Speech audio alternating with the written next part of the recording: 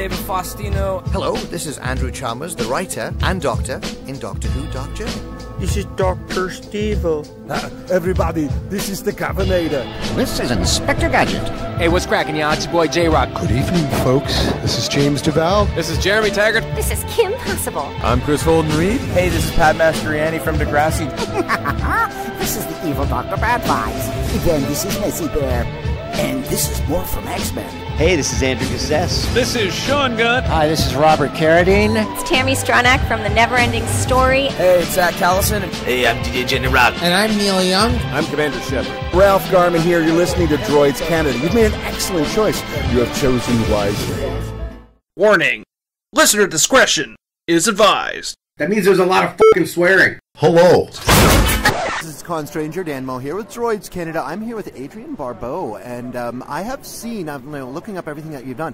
What have you not done in show business? I've seen everything from your build here as Scream Queen. So I know you do have a lot of experience in the horror movie genre, but you know, from CannonBall Run, from Back to School, from the voice work, from being in the greatest Star Trek series ever, Deep Space Nine. Like, how do you do? I'm an author, you know. And I have 4 books published.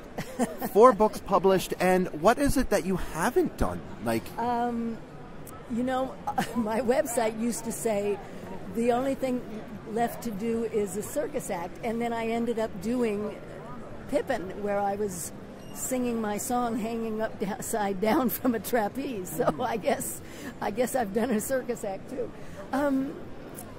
What haven't I done?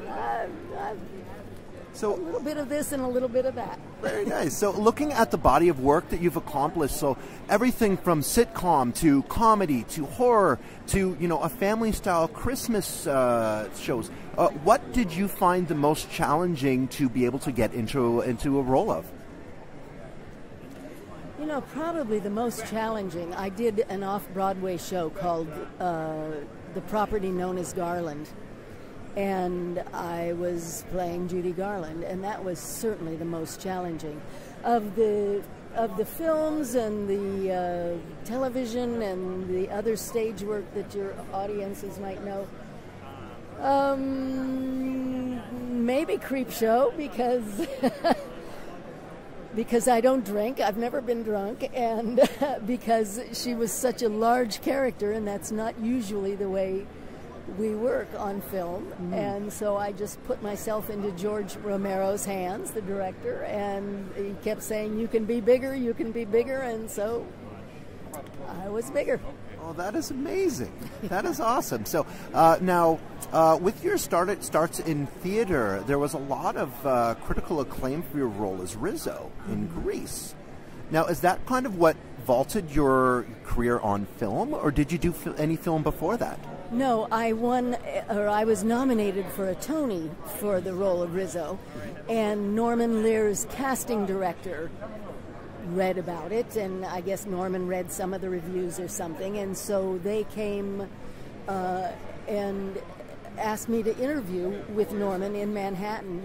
The show Maude had already been established on All in the Family. The character Maude had already been established, and then they did the pilot where they used another actress to play her daughter, and so the role had already been established as being the mother of a 7-year-old boy.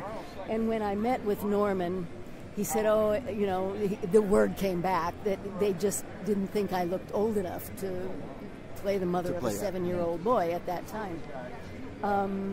But then they couldn't find what they wanted, and so they called me back, and I went to Los Angeles, and I've been in LA ever since. But it sort of came out of Grease. I've always, from, you know, listening to stories and reading up on things on the internet, you always hear how amazing it was to work with Bea Arthur. Oh, that she was someone who was just so warm and welcoming and just so phenomenal to work with. Yes. Now, do you find that was like exceptional working with her?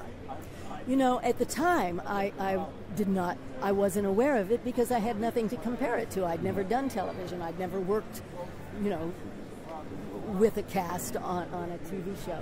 It wasn't until years later several years later when I started doing other half-hour sitcoms and other shows that I realized how incredibly fortunate I was to have worked with Bea in my first show, because she was the most professional, the most loving, the most giving actress imaginable. I talk about it a lot in my memoir, which is named after the song that I sang in Greece. There are worse things I could do, but I have a whole chapter in there about working with Bea. I would think that would be an absolutely exceptional mentor.